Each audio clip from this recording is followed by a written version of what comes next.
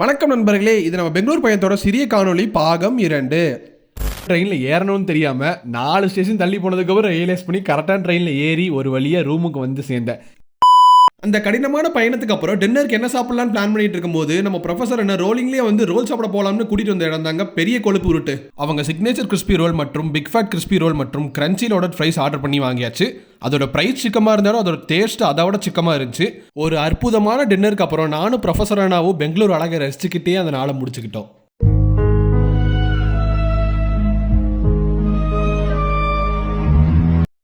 பெங்களூர் வந்துட்டு த்ரிஃப்டிங் பண்ண போனால் என்ன அர்த்தம்? விடிய காலையில் 6:30 உடம்ப கல்லாக்கிட்டு நானும் ப்ரொஃபஸரனாவும் சிக்பேட் கிளம்பியாச்சு. இந்த இடத்துக்கு வரதுக்கு முன்னாடி வரைக்கும் இது ஓவர் ரேட்டட்னு நினச்சிட்டு இருந்தேன். ஆனால் இது வேற லெவல் ஒர்த்தான ஸ்பாட்டு ஃபார் த்ரிஃப்டிங். என்னோட எக்ஸ்பீரியன்ஸில் நான் சில டிப்ஸ் கொடுக்குறேன், கண்ணுங்களா நோட் பண்ணிக்கோங்கடா. டிப் நம்பர் 1, போகும்போது கேரி பேக் எடுத்துகிட்டு போய்க்கோங்க, உங்களுக்கு ரொம்ப யூஸ்ஃபுல்லாக இருக்கும். Tip number 2, bargain for shoes, slipper, bags and electronics as much as you can. Tip number 3, pant shirt T-shirt ஊடிசி இதுக்கெல்லாம் 100 கடை மேலே இருக்குது. ஸோ ஃபுல்லாக விசாரிச்சுட்டு வாங்கிக்கோங்க. பட் நல்ல ஸ்டைலாக பார்த்தீங்கன்னா ஆன் ஸ்பாட்டே வாங்குறது பெட்டர். டிப் நம்பர் 4, எந்த ப்ராடக்ட் வாங்கினாலும் 1க்கு 10 வாட்டி செக் பண்ணிக்கோங்க, அப்புறம் நீங்கள் தான் வருத்தப்படுவீங்க. நான் அங்கே 2-3 கடையில் தேடி ஒரு வழியாக ஒரு ஃபாஸ்ட்ராக் வாட்ச் வாங்கினேன், 500 ஓவாக்கி. ஒர்த்தா இல்லையான்னு கமெண்ட்ஸில் சொல்லுங்கள். ஓவராலாக இது பாய்ஸ் அண்ட் கேர்ள்ஸ்க்கும் சரி, அங்கிள்ஸ் அண்ட் ஆண்டிஸ்க்கும் சரி, இது ஒரு ஒர்த்தான த்ரிஃப்டிங் ஸ்பாட்டு தான். டைமிங்ஸ் பிஃபோர் 7 ரீச் ஆகிற மாதிரி பிளான் பண்ணிக்கோங்க. த்ரிஃப்டிங் பண்ண டயர்லேயே ரூமுக்கு வந்துட்டோம். தம்பிக்கு பசிக்கும்னு அண்ணன் மேக்னா பிரியாணியில் ஆர்டர் போட்டாரு. அந்த பிரியாணியோட ஸ்மெல்லு வாவான்னு சொல்ல, பட் அந்த பிரியாணியோட காரம் வேணான்னு சொல்ல. ஓவரால் அண்ணன் கொடுத்த ஐப்பளவுக்கு இல்லாட்டினாலும் ஒரு அத்தட்டிக் ஃப்ளேவரஸ் பிரியாணி தான் சொல்லுவேன். அந்த பிரியாணி சாப்பிட்ட டயர்லேயே ஒரு சிறிய ஒர்க்கத்தை போட்டாச்சு.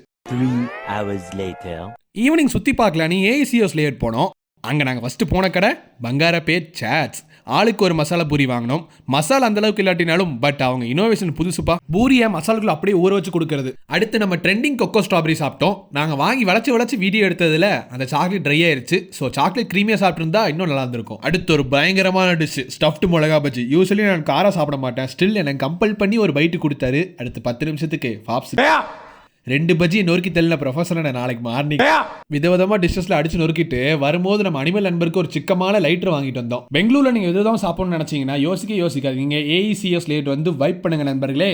கடைசியாக டின்னருக்கு என்னோட பெங்களூர் பக்கெட் லிஸ்ட் இருந்த ராமேஸ்வர கஃபேல கீ பொடி இட்லி மற்றும் கார்லிக் தோசை ஆர்டர் பண்ணோம். Ghee podi idli the best of bestest, but garlic dosa அந்த அளவுக்கு இல்லாட்டினாலும் இட்ஸ் குட் ஒன் தான். லாஸ்ட்டாக ஒரு சிக்கமான காஃபியோட நம்ம பெங்களூர் பயணத்தை நிறைவுபடுத்தியாச்சு. இந்த பயணத்தோட காணொலிக்கு உறுதுணையாக இருந்த உங்களுக்கும் இந்த பயணத்துக்கு உறுதுணையாக இருந்த ப்ரொஃபஸர் ஒரு பெரிய உம்மா.